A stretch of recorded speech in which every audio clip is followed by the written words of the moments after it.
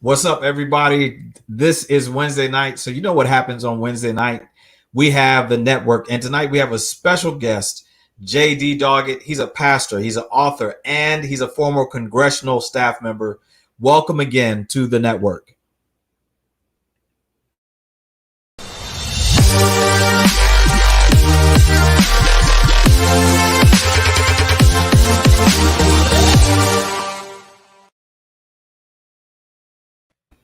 What's up? What's up, JD? What's going on, Doc? Dr. Johnson, man, I'm so excited to be on with you tonight. Thank you for the invitation. Man, I'm so glad that you could take time out of your busy schedule to be here tonight. I know that you all just finished with the quarantine revival, Wednesday in the Word. And man, it's just so exciting to be able to see you do virtual ministry. And tonight, man, we're talking about how to do virtual ministry, how to thrive in a virtual world without compromising your mission. And I think it's so important, man, how we go about. Everybody's trying to get online. Everybody's trying to have a word. Everybody wants something to say, and everybody has something to share. But I know that you have some time-tested principles, and I want to get, man, your story, man. How did you get into this in the first place? Man, so first of all, again, let me celebrate what you're doing because I think you are illustrating for us. I think the timeless principle that the mission is the same, but models do change.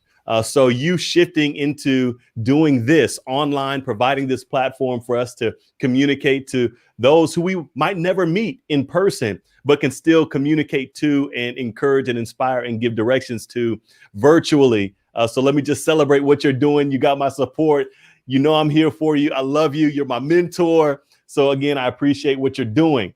So just as it relates to just this whole concept of virtual ministry, you know, this pandemic has kind of forced all of us to rethink ministry, rethink how we're going to do church. And we, especially at the very beginning of this thing, not being able to go into our sanctuaries, we had to answer some questions. How are we going to be effective during this time? And I'll say that it is the need to continue to keep that mission central. That is to get the message of the love of Christ out to the world. That mission has not changed and has pushed us. But because of different scenarios and situations, the pandemic, for instance, the model has to change. So the need for shifting and changing the model is kind of where we are right now, why we are where we are right now during this pandemic.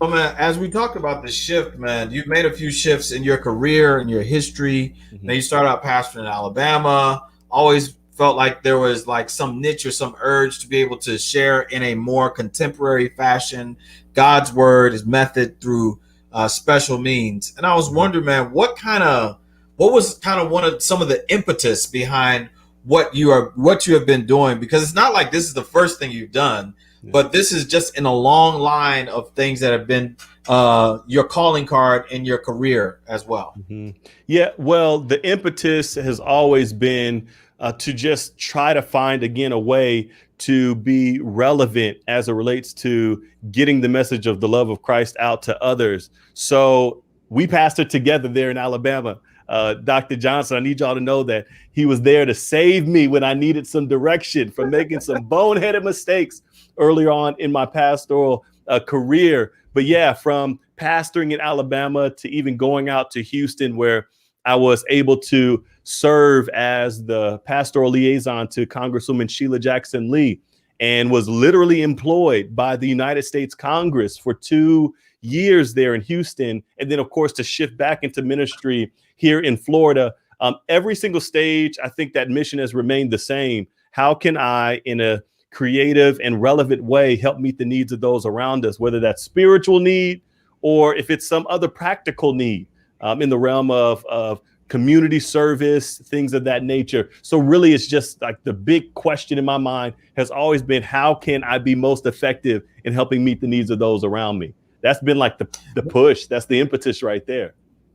Man, I think that's so important. And I want to ask you a little bit about that experience with Congresswoman Lee, because I think many people don't really understand what it's like to be a congressional staffer. Had an experience in January to go to Congress. And it changed my life. I told my wife, I said, I probably would not have been a pastor if I would have known what being in congressional life would have been like, only because you are at the crux and the intersection of life, the intersection of politics, the intersection of helping and caring for people. So could you talk a little bit about what we may not know about what it's like to be in Congress and working with a congressional leader? Well, I'll tell you that one of the glaring kind of conspicuous things I learned initially when joining the Congresswoman's office there in Houston was this idea of these congressional figures, while they are there at the Capitol, they're around a lot of powerful people. They take the time to meet the needs of everyday, ordinary people who would be considered as constituents, those people who are in their district. Those people matter so much to politicians. Wow. And I need you to know why. It's not just because they all have a heart of gold and they want to just help meet the needs. But even if you would just shift to the practical reality that people represent votes. And if you want to continue to remain in your seat, you have to find ways to effectively meet the needs of everyday constituents, people. I didn't know that the Congresswoman's office was handling issues that were relative to the IRS when folk had issues with their Social Security, or people had family members who were in prison and needed the Congresswoman's help to maybe get them through that process of getting from behind bars to being free. There are so many different elements of the congressional office that I had no idea were so valuable and so central to just being successful in Congress in particular. And I noticed this, that it takes a village, man. She does so much. The Congresswoman in particular, Sheila Jackson Lee, is one of the hardest working people I've ever met in my life. She will go to every single event that she can possibly go to. On a given 24-hour period, she would go to almost 100 events. It didn't matter how big. It didn't matter how big or small. She would go straight from dealing with the mayor downtown and having some very important meeting with some important individuals, council members, other congressional figures, get in her car, and we would drive to a small community on the edge of her district where they were having a program in their driveway where 5 people were present, and the Congresswoman would show up, get out of her car, and she would have a certificate of congressional recognition, and she would give it to a 101-year-old lady who just had a birthday, and only 2 people are there. I noticed that going above and beyond, in particular when it comes to Sheila Jackson Lee, Congresswoman Sheila Jackson Lee, that's what kept her. She's been in that seat for so long.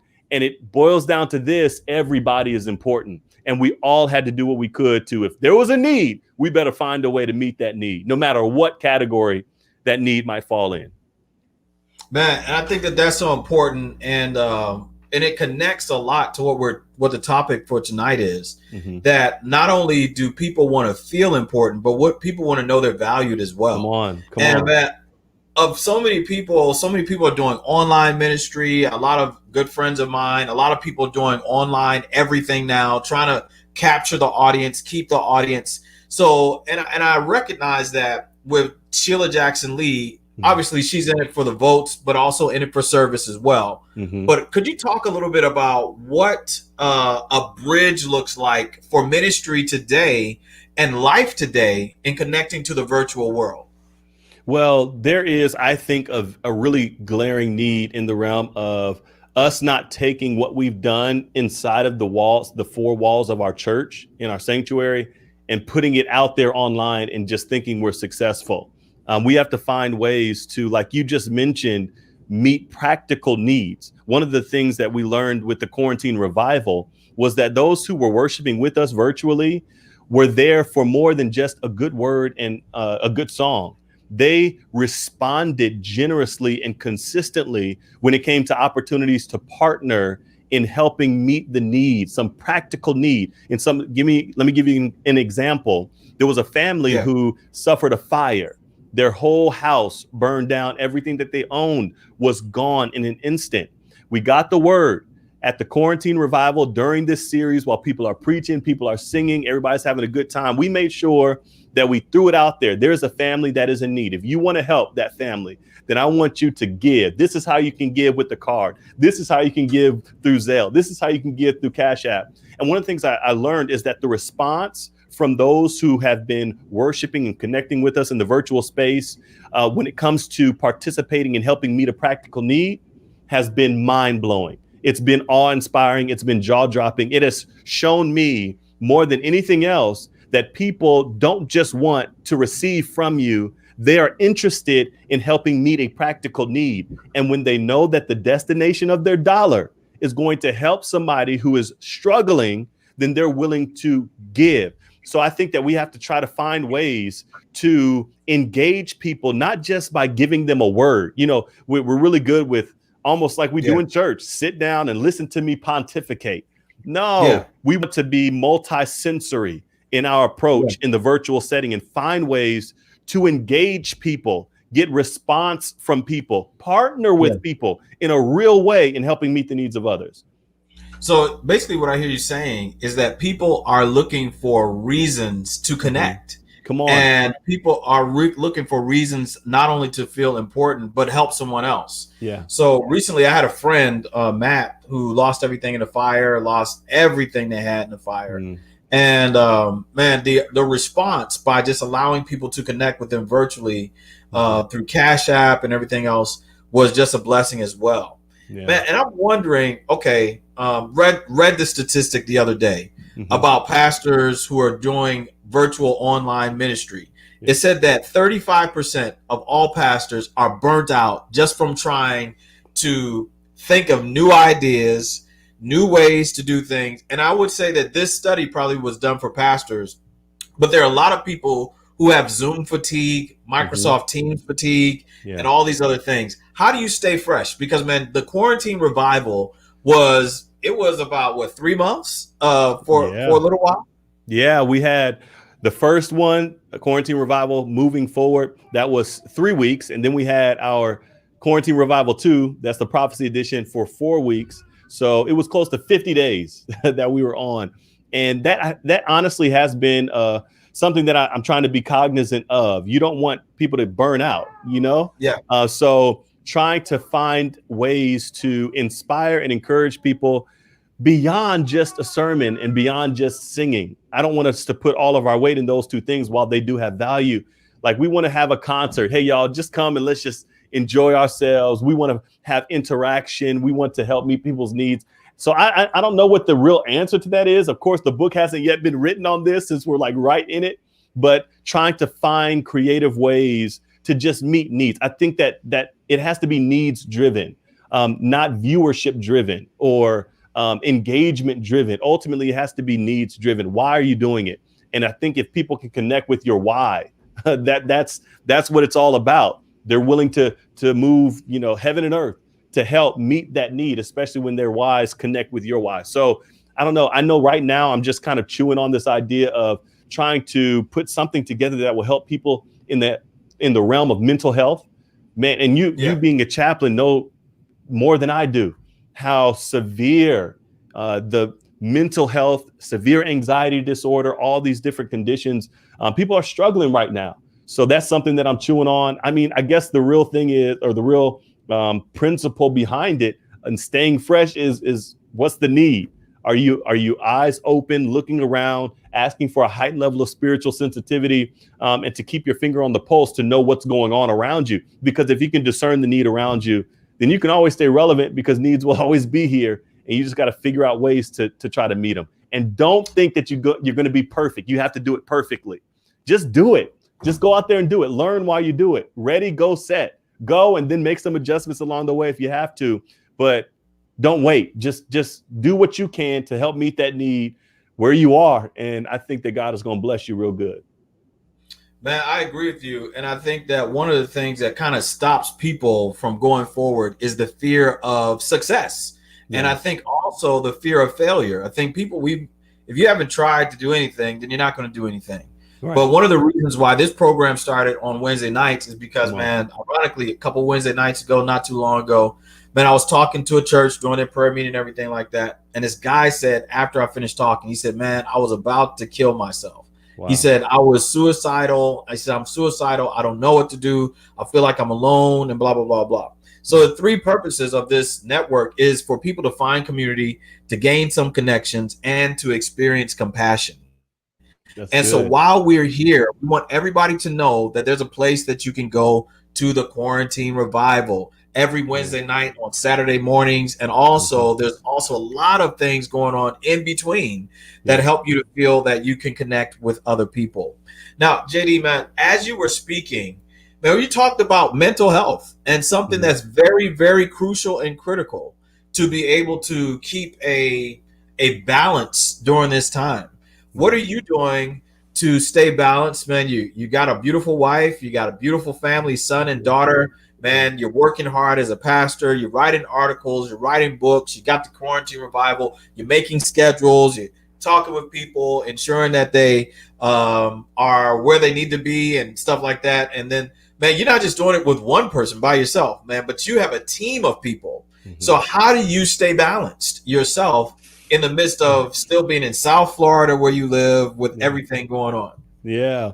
And throw in there, because I'm trying to be like you. I'm trying to get my doctorate, my PhD. So I'm also in school on top of all that, man. So it is a lot. I will say that that's been kind of something that I'm learning. I'm trying to get better at it every day to try to remain balanced. Yesterday, my family and I, we actually went over to the beach, man, and rolled down the window, smell the good beach water. We try to get out the house. That's another thing I'm noticing is that because our home is also our office, that's our workspace. Both my wife and I work at home. We have to just away. We have to just literally put down our laptop, get in the car, and if we have to drive around the corner and go in circles for 30 minutes, then we'll do it. I also try my best to find ways to de-stress. One of my ways to de-stress is working out. So in a very safe manner, I try to make sure that I work out every day. That's one of my ways to, in a healthy way, just release any tension. And I also try to disconnect by doing stuff like that. Going on a walk around the corner with my two children, with my beautiful wife, as you mentioned, is another way we do it. And also staying connected with people like you, friends of mine who I can kind of just talk to. I can get stuff off my chest with. I can gain some insight. And so I think those 3 C's actually, I think we can go back to that. The 3 C's have been real helpful for me. Yeah. Community, you said compassion, and what's the other one? Well, finding community, gaining connections, and experiencing compassion. Good. And I think those 3 are essential for this time, but also helping people to realize, man, that they're not alone. I think most people are struggling with isolation. And now, man, we have a new frontier. And I think that there's a lot of people, and I want to challenge you and the quarantine revival to do something that just came to me. There's a lot of kids who want spiritual programming. And I promise you, somebody watching this is about to go on to the next level. What's up, Rowan Wellington? Hey, what's up? New York City, Mr. New York City himself, Rowan Wellington. Yo, man. So one of the things that I would suggest is that there are a lot of people who have kids who are seeking to still give their kids something spiritual in the middle of the week, but they don't have kids who are enrolled in spiritual schools. And I want to let you know that maybe a new frontier is providing spiritual education, balanced Christian education in the form of religious classes online for kids, because I think it provides mental health, it provides association, and people feel like they're connected. But what kind of things have you been learning? You mentioned your PhD, and I know you're getting your PhD from Southeastern University. But man, could you talk a little bit about that? Because I know you have some information about how to make the virtual world meaningful in this time. Absolutely. So let me just go ahead and celebrate what you just said. I just wrote it down. I need you to know that I'm not just playing games. Listen, when you drop some word, I make sure that I pick it up. You're not casting your pearls before swine. I'm definitely going to follow through with that. Spiritual education for kids. I think that's the next move for us at the Quarantine Revival. But as it relates to what I've been learning so much. I didn't know that leadership had so many different approaches. You have the traits approach, the situational approach to leadership, servant leadership. You have authentic leadership. You have behavioral leadership. You have all these different approaches. I didn't know leadership was so vast, but one of the huge things that I've learned, one of the big things I've learned, is that self-awareness is key to success in leadership. You got to be self-aware. Say that again, Doc. Listen, self-awareness is absolutely key in the realm of leadership. You've got to know yourself in order to understand where you have areas of opportunities, where you can grow, where you have weaknesses, where your strengths lie. You need to have heightened self-awareness in order to grow as a leader. And one of the things I learned about myself in this process as I'm going through this program, matriculating through this doctoral program, is that I was ignoring, this is one of the first things I learned, I was ignoring the signals my body was sending me, telling me that I was stressed. That was literally one of the first things that hit me like a ton of bricks in my road to self-awareness and to becoming more self-aware. I'll never forget it. My first class that I took in this program, she told us to read a book called The Spiritually Healthy Leader. I'm sorry. And as I'm reading this thing that was talking about these signals, right? If your body's sending you signals, you need to listen. As I read it, I stopped, paused, and I noticed that I'd had a headache every single day for 3 weeks. Wow. And I was continuing to work. I was continuing to push forward. I was continuing to try to be successful and relevant and all these things. And I had to tell my wife, babe, I'm stressed. Like I'm dealing with some stuff that I didn't know was there because I wasn't as self-aware as I needed to be. So the big lesson I think all of us should take away is that if you want to grow in the realm of leadership, you need to become self-aware. Take assessments. There's so many different assessments and self-awareness tests that you can take, whether it is the personality test, whether it is your entrepreneurial aptitude test. There are so many different aptitude tests and assessments that you can take that'll help you know you. The trilogy, they call it the trifecta of self-awareness is know thyself, improve thyself, and complement thyself.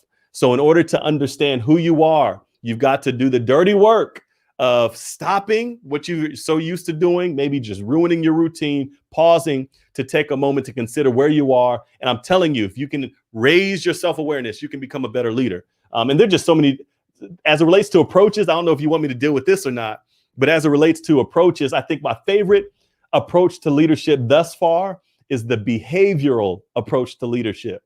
And in essence, I'll give it to you in a nutshell.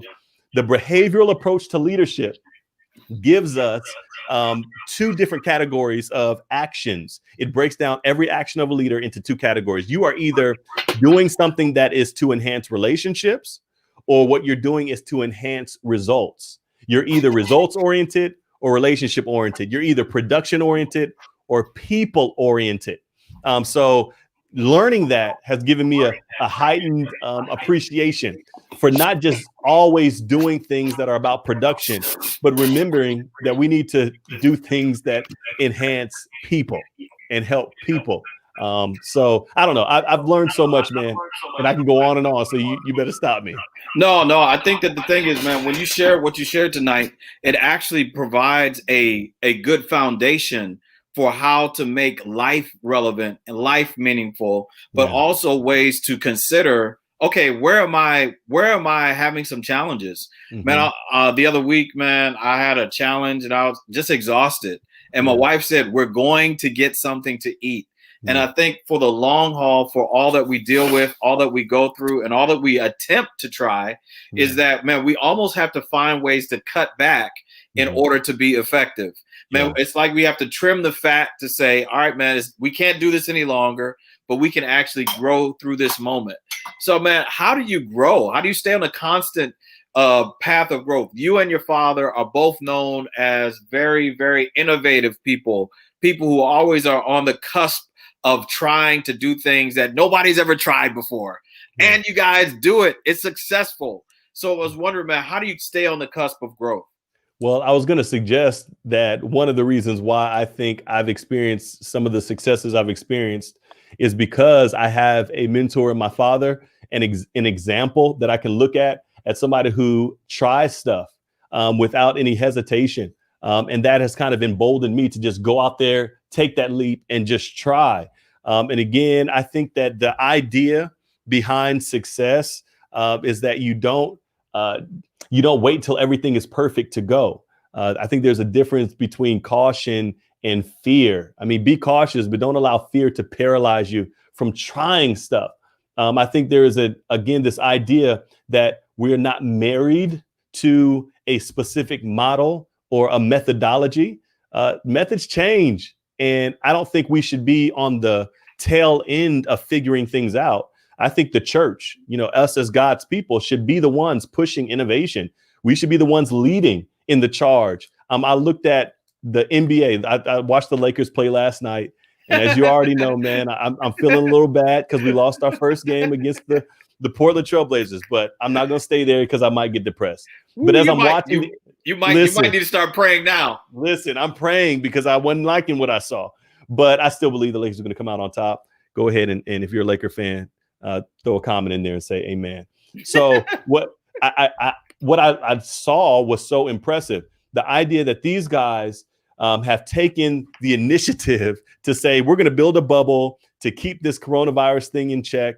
But you know what? Our players still need the best experience. Our viewers still need the best experience. So what are we going to do? And they just innovate, man. They have all of these people who are watching the game, who are present virtually and are like it's just so seamless. So I think that we should be the ones. I just don't think that, how can I put it? I think that we have just as much opportunity to be the trailblazers as anybody else does, which is why we should not hesitate to go and act on what it is that God has placed on our hearts to do. And also be okay with asking questions. Man, I'll call Dr. Johnson. I'll call any and everybody. And I don't mind asking for advice, for wisdom. I don't mind making adjustments. I guess if I can throw an example in there, when we began the first quarantine revival, we were using Zoom, right? That's all I knew. Zoom was something that I was comfortable with. So we're using Zoom. The preachers are preaching. And then before we get done with that first 3-week revival, I hear that there's this thing called StreamYard. And StreamYard was supposed to be real simple and amazing and easy. So I asked a friend, hey, can you teach me? And within a few hours, we had made the adjustment from Zoom to StreamYard because I wasn't married. I was not attached to that method. I was okay with trying something and failing. I was okay with failing and then going back to Zoom. But if it was going to be better, it was worth the try. So I don't know. I just think that you should be willing to ask other people for advice, be humble enough to suggest to others that you might not know what you're doing, but you're willing to try and take the wisdom of those who've gone before you as well. And don't be hesitant. Be audacious. Go out there and just do it. Just try. Yeah. I don't know. I could keep going on and on about it, man. But I just think so many people are sitting on so many good ideas, so many earth-shattering, radically, seismic as it relates to the impact that will have. These ideas, many people are sitting on them. And unfortunately, like Dr. Miles Monroe, they take them to the grave with them, which makes the graveyard the richest place in earth. I love it. Yeah. And we can't, I don't want to be that way. When I die, I want to be able to die empty, not taking dreams, goals, and endeavors with me to the grave. I want to try it while I still have time. So yeah. I think that we should, if you have an inkling, just follow that gut. If you have an idea, like what Dr. Johnson just did, he said, hey, I think the QR should do something for kids. Y'all know what I did? I wrote that down on my sticky note. Where's my sticky note? I got it right here. I wrote it down and I'm gonna pursue it. I'm gonna go ask some people who know what they're talking about and see if we can get it done. But again, it's not gonna be perfect, but you just gotta try it. Go after it, y'all. And please, please, please, please, don't you get to the end of your days and have the biggest regret in that you didn't try. And you have to literally live with the weight of regret of inaction rather than the regret of doing something wrong. You got to sit with the regret of not doing anything at all. So yeah, let me just encourage you. Don't you wait. Don't you sit in a corner of spiritual insignificance. Don't you be stuck in that hypnotic spell or that catatonic stupor. Don't you sit there and be jealous of other people who are trying stuff because you are unwilling to go out there and try. I dare you to actually be the one who doesn't care what people think and you're willing to just do what God is telling you to do. And ultimately, if it's intended to meet the need of your family, meet the need of those people around you, I think God can bless those of us who have a desire to just help meet the needs of people. And it doesn't have to be all about me. It doesn't have to be all about self-aggrandizement or self-exaltation. No, if you are prioritizing people, then I think that God will give you everything that you need to be successful. So go out there and do it. And that's kind of my mentality. I had a friend who asked me, man, he said, hey, I'm very nervous. I don't want to go out there and preach and bomb. I'm not a good preacher. I've not preached before. And my advice to him was, the sooner you are terrible, the quicker you'll be better at it. The sooner you fail, the sooner you'll be successful. So yeah, go out there and try and watch God blow your mind with the blessings that he has in store for you. That's my encouragement to you. Well, tonight, man, I just want to thank you so much for being here. The reality is that most of us tries things and we say, well, like tonight, it's not the best night, but I'll tell you that we're having a few technical difficulties, but I'll tell you that the reality is that if we didn't try it, if we didn't see what it was going to be like, man, people would say, oh man, they didn't even do anything. Yeah. We tonight, we see you, Miss Jaquanda Mackey. If we there's see nobody you. else we see, you are the #1 member of Riviera Beach Church. She said, I can't wait for Quarantine Revival 3 to come back August 30. And I want to share with you just a moment. We're going to take a break right now, but in just a moment, we're going to talk a little bit more about some nuts and bolts of how to take your virtual ministry to the next level. We'll be right back in just a few moments. Sounds good. Our fight against coronavirus isn't over. We still have to slow the spread and do our part. Let's wear face masks in public. Stay 6 feet or more from others. Follow state and local guidelines. Wash our hands frequently and stay home when we feel safe. For ourselves, for our loved ones, for our future. Let's move forward together. Learn more at coronavirus.gov. Shout out to the hip hop public health. All the healthcare workers on the front line. Together, we can make a difference. What's good, y'all? This is Doug D. Fresh coming at you live and direct. All of y'all out there, got a couple of things I want to talk to y'all about. Wash your hands, everybody. And everybody, wash your hands. 20 seconds. Come on, wash your hands, everybody. And everybody, wash your hands. My people uptown, wash your hands. My people downtown, wash your hands. People from the East Coast, wash your hands. People from the West Coast, wash your hands. That's right. First and foremost, please listen close. Take your time, wash. Use a lot of soap from the front to the back, back to the front. Sing the hook where you at. That's exactly what we want. If you decide to leave, please take heed. Talk a social distance, at least 6 feet. On a bus or the train, riding in your car. The further you're away, then the better off you are. 20 seconds or more. You gotta be able to wash your hands like you never ever washed them before. 20 seconds or more. Try to wait, you'll make the greatest mistake. You need to wash them when you enter the door. 20 seconds or more. Take your time, sing a song, spit a rhyme. When you're finished, you can put on some gloves. 20 seconds or more. It's very important to wash your hands. You're protecting everybody you love. Wash your hands, everybody. And everybody, wash your hands. 20 seconds. Come on, wash your hands, everybody. And everybody, wash your hands.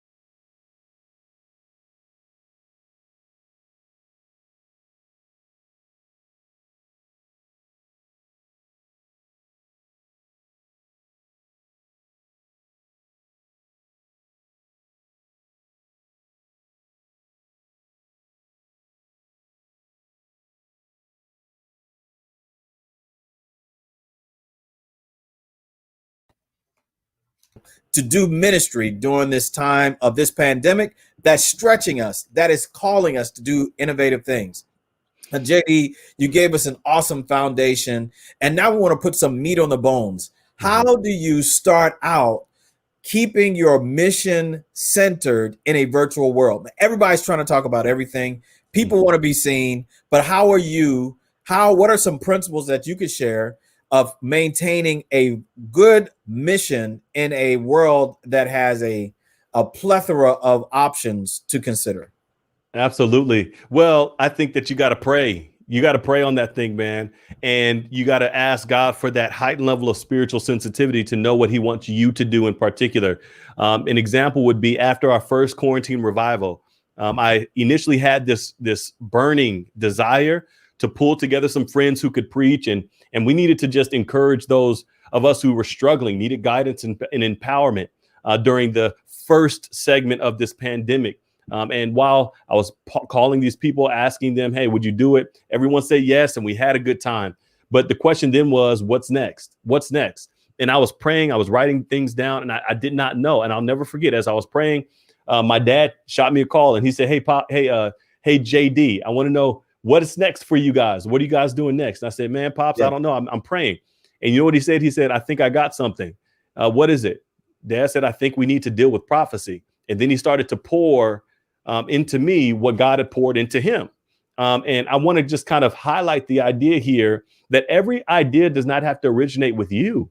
You need to be submissive enough to the Spirit to allow God to even use other people to direct you, because that happens to be often how he communicates his will to us. It's not just through some dream that you have at night in the midnight hour. You woke up sweating and then you had to write something down to make sure that you captured that vivid dream that he gave you and that vision that you had. No. Sometimes God sends people to bless you with some perspective that you didn't previously have. And you have to be humble enough to just kind of go with it and say, this is not about me. This is about God. And that's one of the principles I'm learning, is that when it comes to discerning what the needs are, what God wants me to do, pray and be humble enough to receive advice, even from other people, not just from something that has originated with you. Some people will only do things that they can take credit for originating. And I don't want us to get stuck in that mindset, but be okay with God using other people to help lead you. And also, when it comes to this virtual space, let me just encourage everyone who's listening. Dr. Johnson, the book has not yet been written on this. And that's why I want people to know this. I mean, I can share with you what God has done through our efforts. And I can do that, any day. But at the same time, what is relevant for me in my context might not be relevant for you and yours. That's and very what true. you got to be able to do is release yourself from the pressure of emulating other people. Because God has not called you to merely be a copycat. God created you as an original. Nobody else has your fingerprint. And that's not just the print on your fingers. Nobody else has what you have. Nobody else can be you. So you got to release yourself from the pressure of being other people. And also, you can't allow other people to incarcerate you in trying to be them. Their ideas might be useful for them, but you don't have to follow everybody's advice. I just think ultimately that we have to be okay with trying things, because I'm going to repeat this phrase: the book has not yet been written. We've never been in a COVID-19 pandemic. We've never been in a place where we have our churches shut down for a long time. We've never been in a place where all these different industries are being affected the way they're being affected. So I'm saying that to say this, that you've just got to go and try, because the book has not yet been written. So what is it that God wants you to do? You need to ask God about ask God about that, man. I can tell you again some things that have been helpful and have worked for me. So when it came to the quarantine revival, one thing that I've learned and picked up along the way is that collaboration is key. You've got to learn to collaborate. We only have a certain sphere of influence. Each of us, God has blessed us with connection and with leadership, which is, by the way, influence. It's people influence. That's kind of core to what leadership is all about. And all of us are leaders in our own rights. But when it comes to the expansive work that God has called us to do, you've got to collaborate to get that thing done. That means that when it came to, I think the quarantine revival has been so successful because it's not James Doggette Jr. preaching every night. Yeah. I think that there'd be some people who might enjoy that, but I think a whole lot of other people would tune out pretty quickly because some folk like my voice, some folk probably irked by it. So I'm serious. So the fact that we were willing to collaborate, connect with other people, I think has been one of the principles to success that we've experienced. All these different preachers from all over come with their influence, come with their perspective, and I'm willing to collaborate with others. So collaboration is key. I'll throw another one out there. You got to be nimble, flexible. That means you got to be able to change things up and be comfortable with being uncomfortable. When you're trying stuff and it ain't working, when you're having technical difficulties, when you seem to have recorded everything, but then when you look back, it's all messed up. Look, you got to be okay with that because all of us are growing. None of us are experts at this. So nimbleness is key. And to illustrate it, again, we went from Zoom to StreamYard. If you remember, I initially was using my computer camera. And then I went to a DSLR. I initially had just my white wall behind me. Yeah. But then I put a TV behind me. Yeah. And then after the TV, I came and I changed up the office. Like I'm constantly looking for better ways to communicate.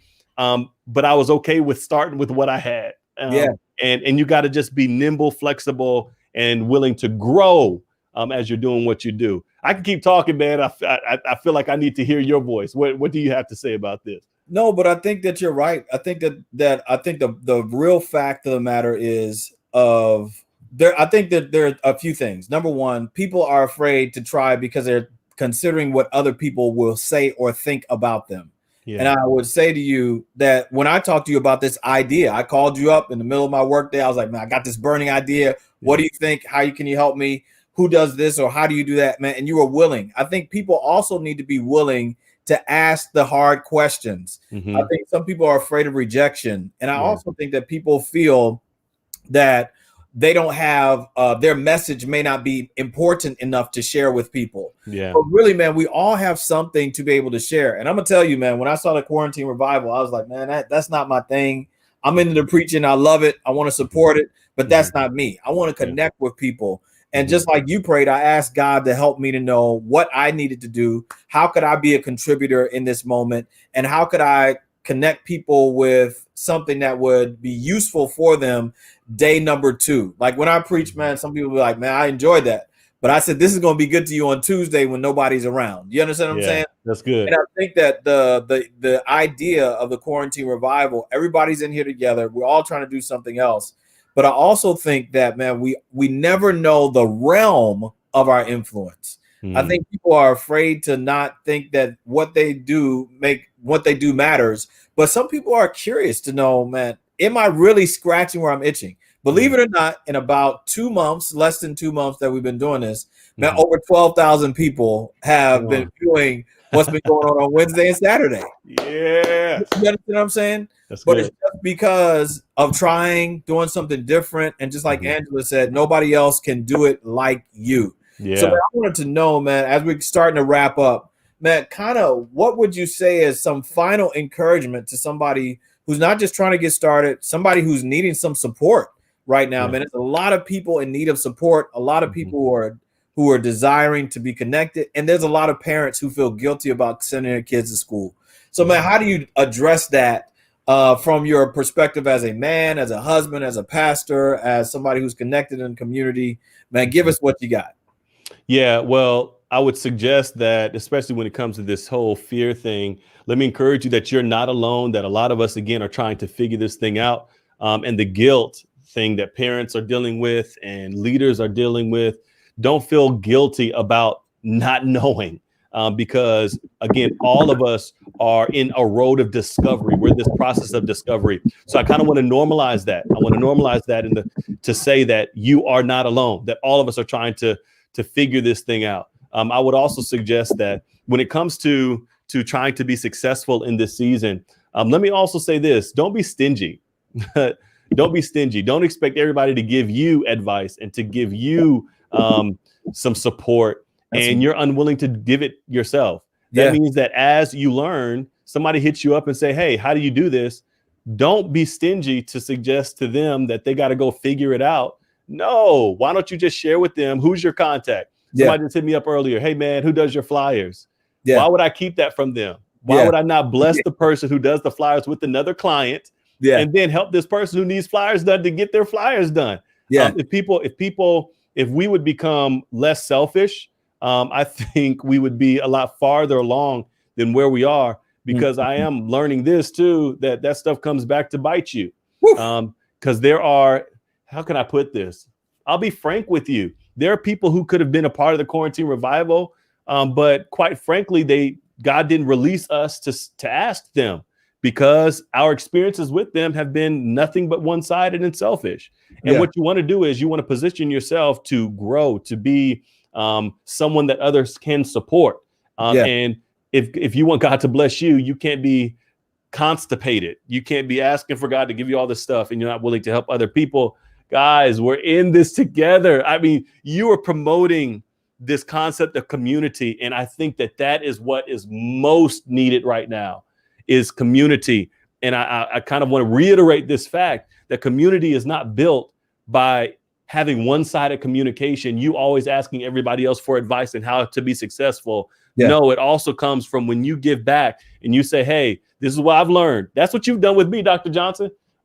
You call, and if you ask a question, I'll willingly answer it. But you better believe every time I leave a conversation with you, I always gain something, because you're willing to give. And that's another thing that I learned. If I can go back to my time with the Congresswoman, your power is not in just the money you have.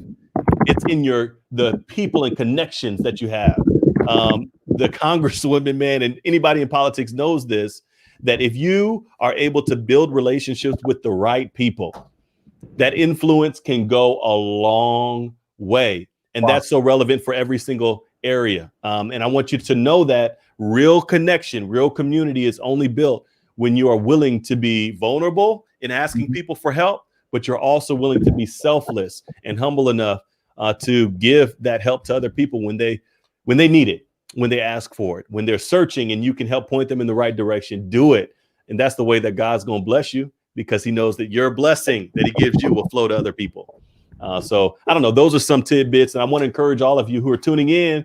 If you want to thrive, continue to keep tuning in, continue to show Dr. Johnson love and support. Because if you do that, I'm telling you, God is going to bless you in return real good. The reciprocity will be there. You just got to help support and uplift other people, because all of us are trying to figure this thing out together. So if you need to call somebody, call them. If you know of a parent who has already, put their kids into school or has made the decision not to put their kids in school, have conversation, bounce ideas off of each other.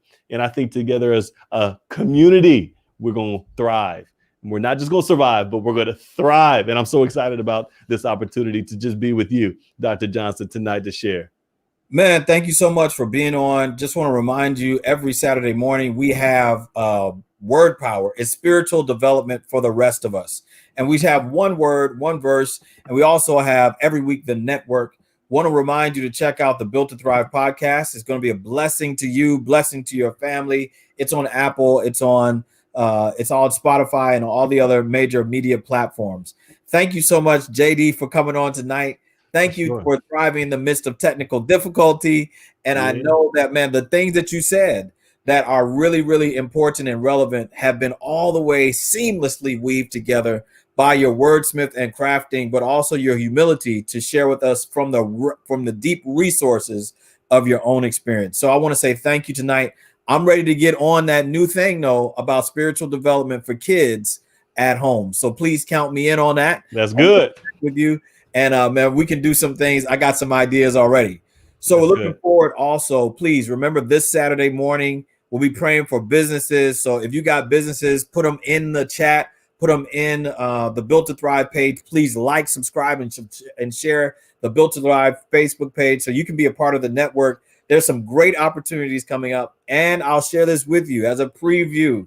Coming up in the next few weeks, we're going to have a 3-night event called There Is Hope. Come on. We're going to talk about There Is Hope. We're going to have special speakers, but also relevant conversation about grief and how to get through the moment. And we want to have a memorial service for all of those loved ones who we were not able to celebrate or honor, who have died during COVID. I had a staff member of mine who I work with who lost 4 family members, JD, just during COVID, and has not been able to connect with them. So with people like that, with people like you and me who've not been able to celebrate the life of our loved ones or those who are cherished in our lives, we're going to have a special 3-night event Sunday, Monday, and Tuesday night with our memorial service, talking about how to get through grief and loss. Please feel free to subscribe also to the Built to Thrive page. And also, how do we connect with you? How do we connect with you, JD, before we go? Man, well, you can go over to the Quarantine Revival Facebook page. Send us a message. If you want to go to our website, it's www.theqrevival.com. Again, that's www.theqrevival.com. Or if you want to send us an email, you can do that at theqrevival@gmail.com, theqrevival@gmail.com. And I do want to just suggest to you that all of what we discussed tonight was illustrated beautifully by what Dr. Johnson just did. He just gave us a master's course, a master's class, a doctoral level class in how to, honestly, in how to create opportunities to meet a need. You said that you got some folk who weren't able to memorialize their loved ones. Why not do something about it? And look, you came up with an idea on how to, man, that is beautiful. And I think that that is what it's all about in this season, trying to find a way to meet those needs that are ever present all around us. So kudos to you, man. And also let me celebrate the commercials. Come on, dude. You took this thing to the next level. This man got commercials and everything. I said, okay, we're going to have to talk about that because I didn't know that you were doing that. That's pretty dope. So yeah, keep it up. Man, thank you so much, man. We're going to keep on pressing, but we're going to keep on lifting and climbing together. And man, thank you so much again for coming on tonight. Remember, we'll see you on Saturday morning. Until we meet again, may God bless you and have a great night.